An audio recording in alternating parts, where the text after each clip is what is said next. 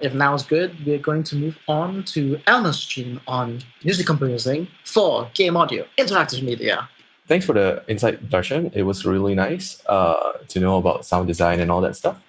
And here's the thing about music and sound design. I just want to tangent it off from what Darshan mentioned earlier.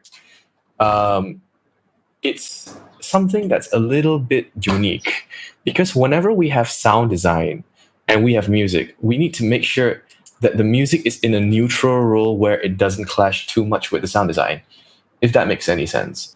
So the thing is, everything what we saw off Darshan's screen.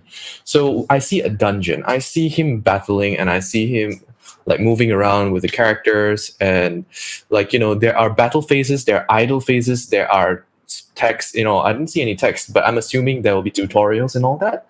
So what I need to do is I need to sit down with the producers and the directors and even implementers, the project managers, and what we need to do is we need to decide, okay, so for this level, what kind of stuff do we need? Do we need a different layer for different things? We actually did this a little bit earlier yesterday night when everybody was sleeping, and this is basically what we came up with. So we decided we wanted an idle layer. There's no real reason for why it's colored purple. I just like purple. And the DAW I'm using is Cubase, and I've put a bunch of music instruments there. I'll introduce them a little bit. But the idea is we want an idle layer for when the character moves around, kind of when there's nothing really much happening, in a little bit of a dark kind of vibe. We want it to be a little bit more intense. So what I did was I took out this is UGM strings, and this is really easy to use. So thanks for the sponsor. Another huge shout out. And the thing is, I want something patty. I want something huge. So what I did was I took out something like a giant strings like this, and I selected what I needed. And what I did was I just played something like this. Whoops! I forgot I haven't streamed audio yet. So let me just very quickly do that.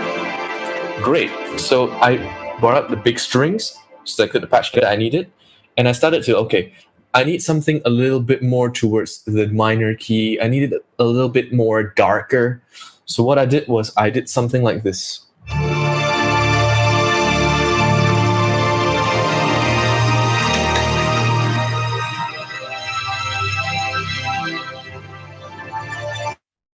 All right. I figured, okay, the chords were right, and what I did was I created a little bit of a template, kind of. So I worked it off this, and this is what I've got after a while. For those of you who don't get where the sound is coming from, I'm actually using a MIDI keyboard to control my play range. For those of you who don't have a MIDI keyboard, you can just feel free to just draw it in your DAW, whichever one that you choose. Works the same way. You just have to figure out where the sound comes from. Again, while writing writing music for games and all that, it's a little bit different in the sense that from writing for film, obviously, because you kind of need to think about the different layers, not going horizontally, but vertically. So you need to think about what happens, when, how, and what triggers it to happen. So later on, when Jans comes into play and Darshan comes into play as well, we kind of have to sit down together and kind of decide which layer goes where. And that's pretty important in game composing. So that's just a full-on disclaimer. So now, look, I've already keyed in a few notes. It's pretty deep, and I've purposely made it in a D minorish key, and then I modulated here a little, changed the keys here up and down a little bit, just to give it that we call that spice.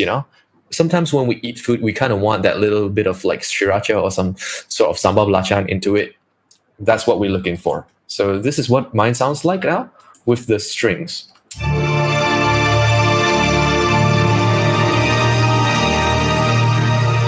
So as you're walking down, crawling in a dungeon, and this is something that kind of loops around, and it gives you that kind of scary vibes. And you know what? I was like, hey, you know what? This needs more. This needs something to bring out that color, something to bring out that dungeon, something to bring out that darkness in the game that Darshan was showing a little earlier. And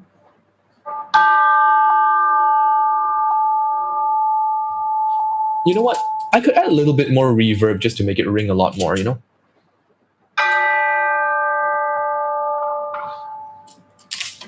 And yeah, so once I put them both together, it sounds a little bit grander and it sounds a little bit more menacing.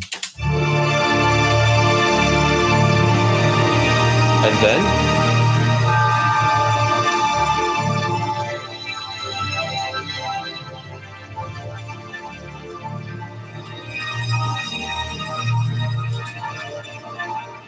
so because like there's a lot of different kind of layers already going on with the sound effects, you know, there's a lot of cling cling cling, and then there's like you heard from Darshan earlier, there's a lot of slashes, there's a lot of breaking stuff, there's a lot of footsteps. I decided to keep my idolator a little bit simpler. Now, just so everybody knows, this was done like sometime this morning. I just saw the game this morning, so this was something that we just like really copped up really quick. But like what I love to do in the future, like, you know, if I had the chance, was just, you know, go in and polish a little bit more details, like, you know, add a few more things like da da da da. I could do it a little bit in about 5 minutes. I'll just show you guys how it's done. Probably add a horn there as well. So that's the idle layer. Now, this is something that I'll just close up in the meantime, just so that we can focus on the other layers. Now, the next thing we need to talk about is combat. Combat is something that I love to do because combat is something that I can really go the next step. I can go crazy. Use whatever you need in order to make the best music and sound that you are comfortable with. A lot of people come at me with a question: is this DAW better? Is this DAW better? Is this software better? I say no. I say every software is great. You just need to learn how to use it. You know? So, I mean, like, there are some that are like a little bit more tailored towards different things. Like, for example, you know, Cubase is more tailored towards Steinberg stuff, and Pro Tools is tailored more towards live recording stuff, and, you know, Pyramix is more tailored towards mastering. But those are like different nuances that only like the people who are really into that kind of stuff will actually really focus on. But for general usage, you know, you can go for like anything that you can get your hands on. There are some like, you know, Cakewalk as well. There are some Sonar. There's like Logic if you're a Mac user. So for me, I choose Cubase when I was younger, like when I was a teenager, and I stuck with it until today. So it's become sort of like my comfort zone. Thanks for the question. That was a good one too. So now, when we talk a little bit about combat, we always talk about like, you know, how do we make things exciting? How do you rile up the players? So for me, of course, like, you know, I go for strings, obviously. And this time, I want something fast. I want something fast moving. So I keyed in something like that. Or, and you know, you just want that excitement. So I might want to record a guitar for this later on, but like, you know, it kind of gives the point. It kind of just, and it kind of brings out that kind of combat element to it. And what I want to do is I want to add a different layer to it. I want to add something heavier. So I added something like this. Yeah, it does. And I think I can, like, you know, manipulate the notes, and I can give it a little bit more variation. So like, instead of a I want maybe a chung chung chung chung chung chung chung chung. So you kind of want to add like a chung chung chung chung chung chung chung chung chung chung chung. So okay, maybe that's a little bit too slow. Maybe I want to double it up. Chung chung chung chung chung chung chung chung. So you kind of have this kind of nuance. For me,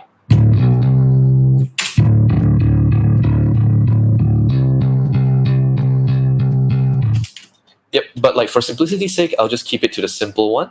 You can do a lot more stuff like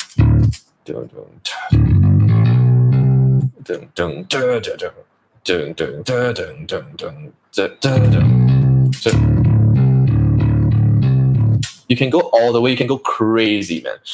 Or like, you know, you can even go depending on how insane you want to go. You can just tailor it to a way that makes it sound like it fits into the game. Don't overdo it, don't underdo it, just do enough. Because I know the combat sounds are gonna be a little bit complicated, so I just left most of my stuff as ostinatos. For those of you who don't know what ostinatos mean, it's just like a repeating musical motif. Oh, damn it. Motif, yeah, it's a musical term for like a repeating pattern. and it just kind of rolls around over and over again. So together, it will sound something like this.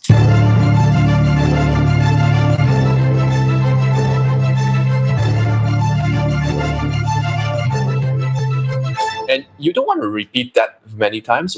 Here's a tip for any music creators out there.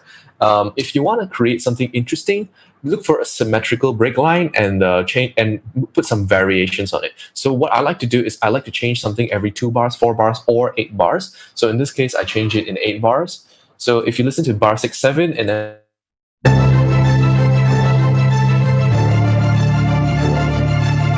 one, two, ready, go.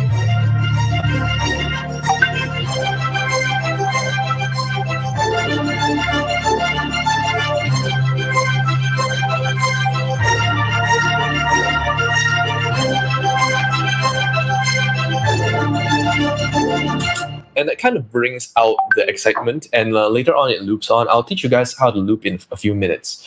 It's not really that difficult to do, so I'll just show you guys in a bit.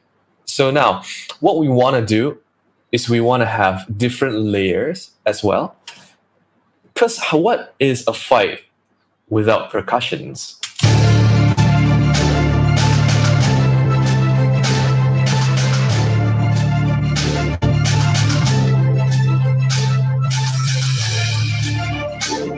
And sometimes you might just want to go into your VSTs and everything and just kind of bring some stuff down. I'm doing it here, but like just note that like an actual mix engineer, they will just like bounce all of these out. That means export each of these tracks one by one. And we will basically like, tweak the mix, tweak the panning and everything. I'm just doing it real quick for the sake of a demo. So for those kind of things, it's more likely we will have to have a sort of a music kind of discussion, a music kind of masterclass in order for us to get that point across. It is a learning process, so don't worry about it too much. All right, so that's in combat. Now, what I did with the implementer, which I will discuss with Jans when the time comes, is here's what we're gonna do. We're gonna have this layer play when you are in combat with this layer, but when a tutorial comes out, or let's say if you're in a dialogue with an NPC, this layer would turn off. Yeah, you kind of have multiple layers to interact with the players when something happens. Now, that's what we call interact. That's why we call it interactive music. It's literally interactive, So I'm gonna give another variation of this. So this is something that is very unique to games, is that you can control the parameters of things. And for a composer or a music creator, you might also think about, okay, if I'm losing right now, I want to do it like this. But what happens if I'm winning, right? So what I did was, okay, again, composing music really does take some music knowledge to bring the elements out. Just gotta let you know, this is just a full disclaimer. So there is a necessity for you to already kind of know music to an extent. Just a PSA out there. Now, the next thing I did was this is the neutral one, right? Now, I did a variation where I changed it.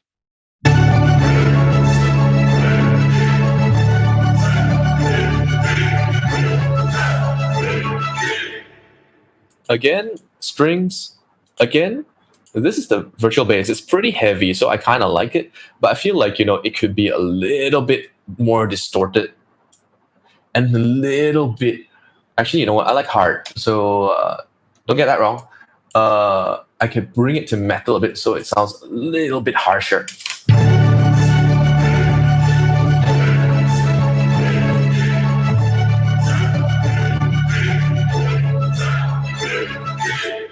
So now it sounds like you're winning the fight, So it rolls between these two layers depending on the HP bar of the enemy.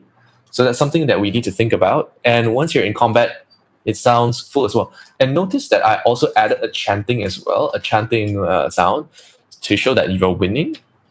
So this is just what I'm going to do in the meantime. So in totality, it sounds something like this.